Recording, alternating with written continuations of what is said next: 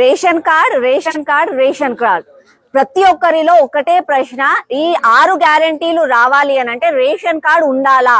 ఒకవేళ ration card లేకపోతే ఈ 6 గ్యారెంటీలు ఇస్తారా ఇవ్వరా? మళ్ళీ కొత్త రేషన్ కార్డ్ ఎప్పుడు ఇస్తారు? ఇదే ప్రశ్నలలో ఈ కొత్త సంవత్సరం కూడా గడుస్తుంది. అందరికీ నేను ఒకటే చెప్పాలనుకుంటున్నాను.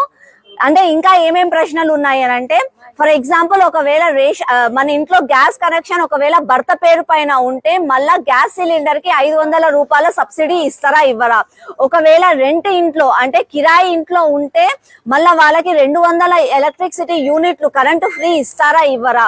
మళ్ళీ ఒకవేళ already widow pension single women pension వస్తుంటే ఆ ఆమెకి ఆ లేడీకి 2500 రూపాయల పెన్షన్ ఇస్తారా ఇవ్వరా?